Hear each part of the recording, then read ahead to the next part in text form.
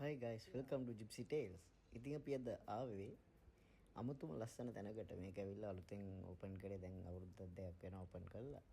පිළියන්දල ගෝනපල පාරේ තියෙන්නේ. ඒතර ගෝනපලින් හැල්ලා එන්න ඕනේ. ඉතින් අපි කට්ටිය 10 දෙනෙක් විතර මගේ සෙට් එක ආවේ. මේ මගේ යාළුවා රටින් නම් ආවා. ඉතින් ඒක එයාගේ රටින් නම් පැමිණීම සමරන්න තමයි ඉතින් අපි ආවේ. ඉතින් අපි ඔක්කොම බඩු ටික අරගෙන අපි කට්ටියම ගියා අපේ සෙට් වෙන තැනට. ඉතින් මෙතන ඇත්තටම මා ලස්සන ඒරියා විව් එකක් තියෙන්නේ. ඔහොම විව් එකක් තියෙන්නේ ඇත්තටම මා ලස්සනයි. ඔයගොල්ලොත් එන්න මම ඔයගොල්ලන්ට අන්තිමට ප්ලේස් එක දාන්නම් කොහෙද තියෙන්නේ කියලා.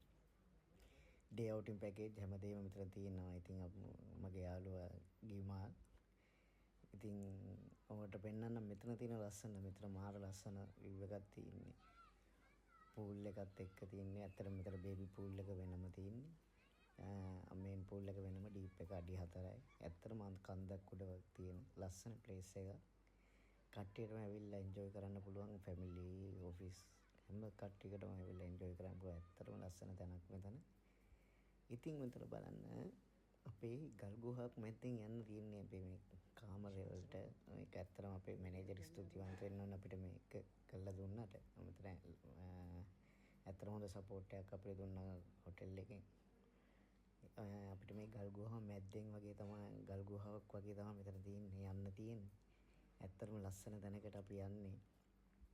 ඔයා ඇවිල්ලාම ඔයගොල්ලෝ ඇවිල්ලාම බලන්න මම තැනයි ලොකේෂන් එක ඔක්කොම කියන්නම් අන්තිමට.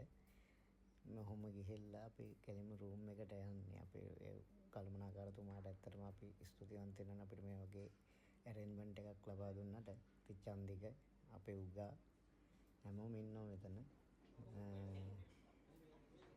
මේ තියෙන්නේ ඉතින් අපේ රූම් එක. අපි බලමු රූම් එකට කොහොමද යන්නේ කියලා. මේ ඉතින් අපේ රූම් එක අන්න ඉතින් කට්ටියම ඉන්නවා ගිහිමා. මේ තමයි පේන්නේ මාර ස්පේස් එකක් තියෙන්නේ. මාර ලොකු රූම් එකක් ෆැමිලි සූට් එකක්.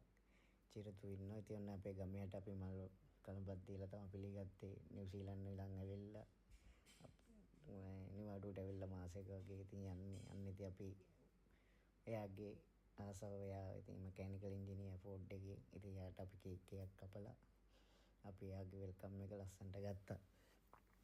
ඇත්තටම ඉතින් එයාට සතුටුයි කට්ටිය අපි මේ වගේ ප්ලෑන් එකක් එයා